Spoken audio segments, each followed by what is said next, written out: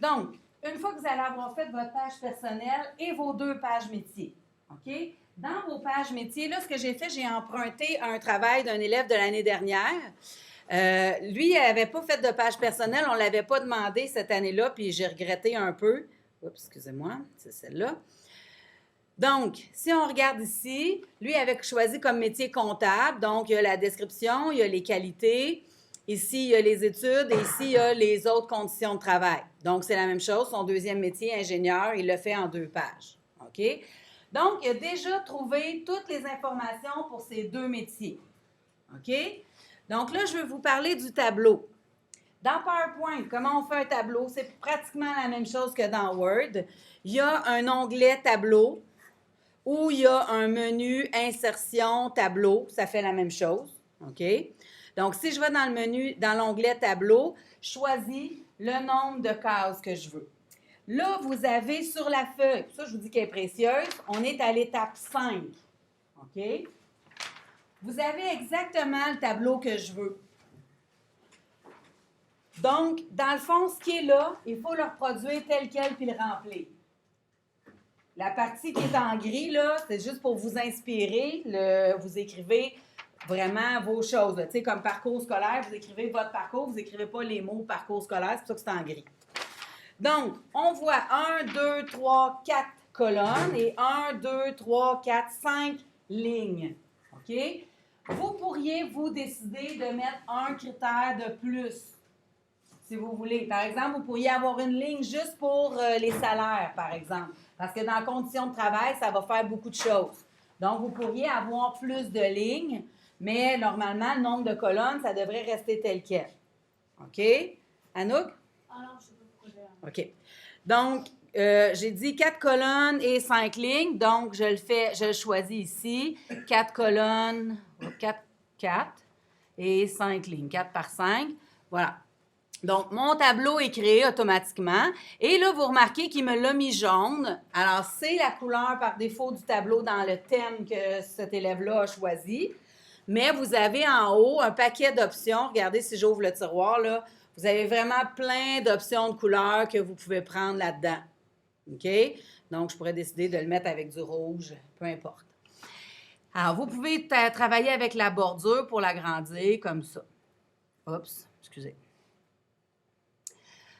Je veux vous dire que pour moi, c'est essentiel que ce soit un tableau.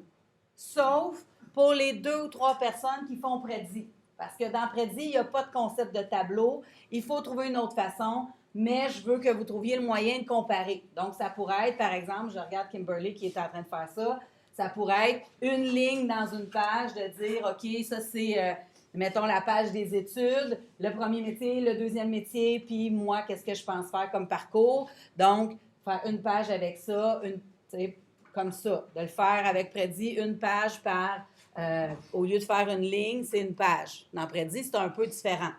Mais sinon, vous êtes obligé. Je ne veux pas avoir 2 colonnes, une à côté de l'autre, avec les comparaisons. Je veux absolument un tableau comme ça. Donc là, je n'ai pas besoin vraiment de vous montrer comment remplir le tableau. Hein? Mettons, critères. Là, métier 1, vous n'écrivez pas métier 1, vous autres, mettons, lui, il est comptable. Puis ingénieur, je ne sais plus quoi. Puis moi. OK? Alors là, ce qu'il faut bien comprendre de ce tableau-là, techniquement, là, c'est pas tellement difficile à faire. Là, je vais centrer mes cases. Oui. Mettons, moi, c'est. J'en mets où? Toi, c'est ce que tu vas écrire dans ta page personnelle. Je viens de vous expliquer dans la page personnelle que tu vas écrire ton parcours, comment tu te sens avec aller à l'université, comment tu te sens avec aller à un DEP. Tu vas venir retranscrire ce que tu as écrit dans ta page. Tu vas venir l'écrire ici encore plus abrégé que dans votre page. Donc, mettons, toi, tu as dit, là, moi, je ne suis pas à l'aise avec faire un universitaire parce que je trouve ça trop dur d'étudier, j'ai besoin de travailler, puis moi, je ne me vois pas à l'université, OK? Mettons, tu as dit, moi, je pense que je serais capable de faire une technique. Donc, tu vas écrire technique, mettons. Tu pourrais mettre plus que ça, mais juste en un mot, c'est correct. Toi, qu'est-ce que tu juges?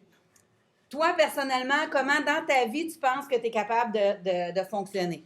Et là, par exemple, technique, là, je ne sais pas qu'est-ce que lui a mis, mais mettons ici, ça pourrait être une technique aussi.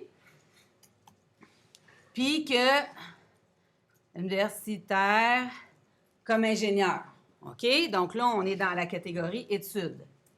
Donc, on remarque là, quand je regarde ça d'un coup d'œil, je vois tout de suite que le métier qui te va le mieux, c'est le métier de comptable. OK? Mais ça, c'est un des critères.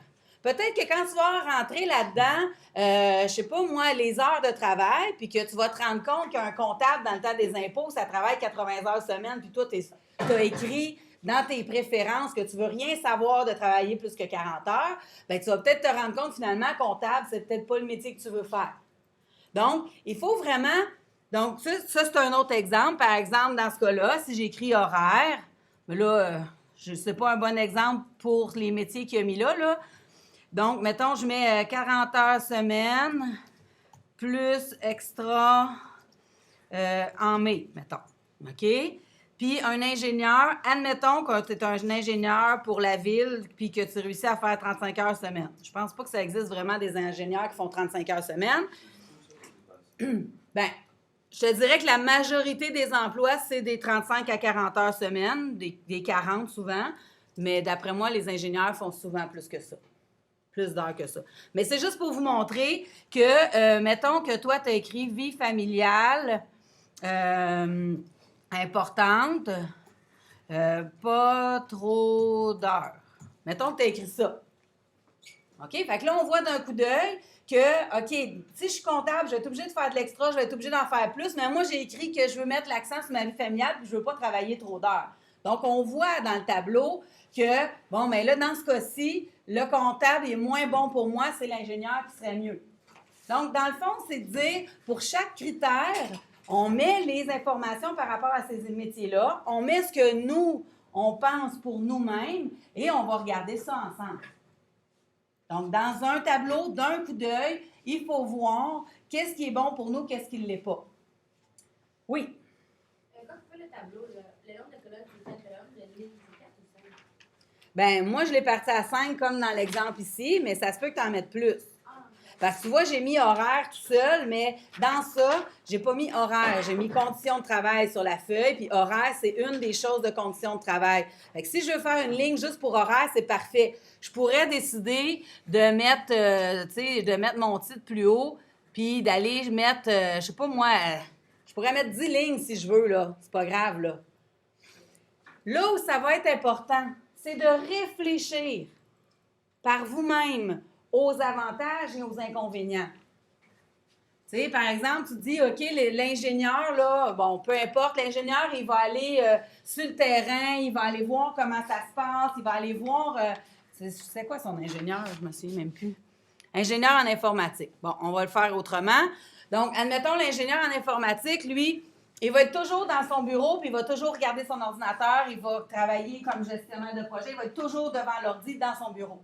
Alors que le comptable, lui, va rencontrer des clients, il va les voir, les clients vont venir chez eux, il va faire leur travail un peu sur le travail de bureau, puis après ça, il va revoir les clients pour leur montrer. Donc, un avantage pour quelqu'un, ça pourrait être de dire être en contact avec les clients. Donc, ça, c'est un avantage. L'autre pourrait dire que l'avantage, c'est d'être seul, tranquille dans son bureau. Donc, ça va être vraiment là où vous devez réfléchir, de dire, pour moi, est-ce que c'est un avantage de rester dans mon bureau ou c'est un inconvénient? Et ça, là, je ne peux pas vous donner la réponse. C'est vraiment individuel. Moi, je sais que j'ai été étudier en informatique, puis j'ai décidé d'enseigner, parce que je me suis rendu compte que je ne serais pas capable d'être 35 heures tout seul avec mon ordinateur. Fait que j'ai décidé, moi, dans la vie, de ne pas faire ça. Je l'ai essayé, puis j'ai vu que je n'aimais pas ça. Ouais, j'ai fait des stages en informatique. Puis pendant l'été, 2 mois de vacances, pendant les 2 mois de vacances de mon université, j'ai travaillé en informatique de 9h à 4h devant un ordi. J'étais en train de mourir à partir de 1h l'après-midi, j'étais plus à travailler. Jamais. Fait que j'ai réalisé que c'était pas pour moi. Et c'est comme ça que j'ai décidé d'aller en enseignement. Puis j'ai été chanceuse de pouvoir jumeler les deux, de faire de l'enseignement et de l'informatique. Fait que pour moi, c'était parfait. Mais mon chum, qui était dans le même bac en informatique que moi, lui a décidé qu'il s'en allait en informatique, puis aujourd'hui, il est tout seul dans son bureau, il est bien content, il a la paix. Donc, même parcours ou presque. Juste à la fin que moi, j'ai été en enseignement, Lui, il a continué son bac en informatique. Puis finalement, on a deux métiers bien différents selon nos intérêts. OK? Donc, c'est pour ça que je vous dis, il n'y a pas de bonne et de mauvaise réponse. Mais ce qu'il faut garder en tête, c'est que dans ce tableau-là, il faut que ça nous soit une idée vraiment clic, en un coup d'œil, on voit, OK, ça, c'est un point fort de un métier, ça, c'est un point fort de l'autre. Puis, ça se peut qu'il y en a, là, que d'un bout à l'autre, ça soit un métier qui soit meilleur que l'autre. Ça se peut que ça soit le contraire. Puis ça se peut aussi que ça soit tout un métier des affaires qui ne marche pas avec vous-même, mais que vous avez tellement le goût de faire ça dans la vie que même si ça ne marche pas avec vous-même, c'est ça que vous allez décider de faire. C'est correct aussi. Ça serait étonnant que ça arrive, mais c'est possible. OK? Fait que je vous laisse travailler là-dessus, puis un peu plus tard, je vais vous parler de comment mettre les images, comment mettre les références comme il faut, puis comment créer des animations. Je vais vous parler de ça après la pause. C'est bon? Fait qu'essayez de travailler sur votre tableau.